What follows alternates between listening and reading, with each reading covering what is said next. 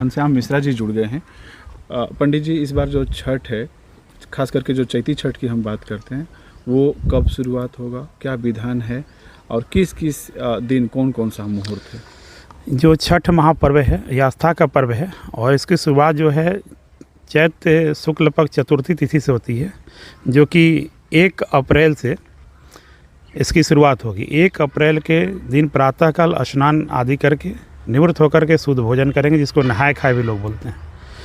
2 तारीख को जो कि आपका बुधवार के दिन सायं काल में खीर बना करके, जिसे हम लोग संझत बोलते हैं, वो संझत करेंगे लोग 2 तारीख को।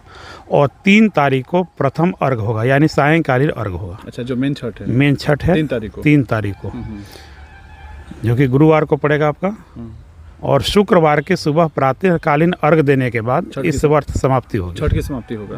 3 तारीख वाला जो शाम का अर्घ का समय है, वो कितना से कितना बजे तक है? कि जो उस दिन अर्घ जो है समय का कुछ है ऐसा कि बस नहीं शाम को ही देना है? शाम को इसमें कहा गया कि अस्ताचगामिनी जो सूर्य होते हैं, अस्त होते हुए सूर्य को अर्घ देना चाहिए। अच्छा, टाइम का उसमें कुछ तो नहीं है? टाइम में उसमें कम से कम जो आपका 5:30 के बाद ही उस दिन अर्घ देना चाहिए। अच्छा। इसलिए कि 5:30 के बाद सूर्य अस्तगामिनी की ओर चलेंगे तो उस समय देना चाहिए। उससे लेकर के अस्ताचल होते तक आप अर्घ दे सकते हैं। सुबह में प्रातःकालीन जो अर्घ होगा आपका, वो भी सुबह में आपका 5:34 के बाद।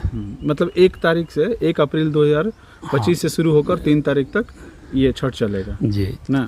4 तारीख को इसकी जो समाप्ति सुबह वाला अर्घ के साथ 4 तारीख को ना जी। अब छठ का थोड़ा सा महत्व बता दीजिए और इसका क्या फ़ायदा है? देखिए, छठ एक आस्था का पर्व है और इसका महत्व पौराणिक काल से ही चला आ रहा है, प्राचीन काल से चला आ रहा है। जिस जातक की कुंडली में, ज्योतिष के अनुसार जिस जातक की कुंडली में सूर्य अगर नीच के हो या उनका प्रभाव बुरा पड़ता हो, तो इस षष्ठ व्रत को करेंगे तो उनके कुंडली में सूर्य की मजबूती मिलेगी, उनको लाभ होगा। जैसे वे जातक जिनको नेत्र से दिक्कत हो, आँख से दिखाई कम देता हो या रोशनी जा रहा हो, वो सूर्य के व्रत करेंगे, छठी व्रत करेंगे तो उनका रोशनी अच्छा होगा। वैसे जातक जो अपने निर्णय नहीं ले पाते, किसी कार्य में निर्णय लेने की क्षमता अगर कमी हो, तो सूर्य षष्ठी व्रत करें, उनके निर्णय लेने की क्षमता बढ़ेगी।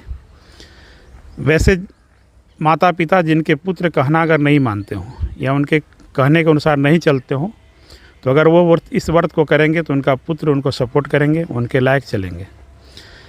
वैसे जातक जो जीवन में नौकरी आदि से निराश हो चुके हैं, उनके जीवन में केवल निराशा ही निराशा है, अगर वे सूर्य व षष्ठी व्रत करें तो उनको लाभ होगा, वो नौकरी भी कर सकते हैं। जिनको चर्म रोग यानी स्किन से संबंधित जो रोग है, अगर उस रोग से मुक्ति चाहते हैं तो सूर्य भगवान की उपासना करें, षष्ठी की पूजन करें, तो उनको आरोग्यता प्राप्त होगी। तो ऐसे बहुत सारे लाभ हैं छठ का। बहुत बहुत धन्यवाद पंडित जी, आपने समय दिया। ये पंडित घनश्याम मिश्रा मेरे साथ जुड़े हुए थे। और कुछ संदेश जो अपने जजमान या जो आपके चाहने वाले लोग हैं, उनसे कुछ अपील करना चाहेंगे आप? देखिए, सबसे बड़ी बात है कि इस आस्था के पर्व पर लोग व्रत तो करते हैं, लेकिन व्रत करने में सारे व्रत के नियम को पालन करते हैं, लेकिन थोड़ी सी समय के चलते वो हड़बड़ा जाते हैं। जैसे इसमें विधान कहा गया कि अस्ताचगामिनी सूर्य को अर्घ देना, जैसे सूर्य डूब रहे हैं उस समय अर्घ देना।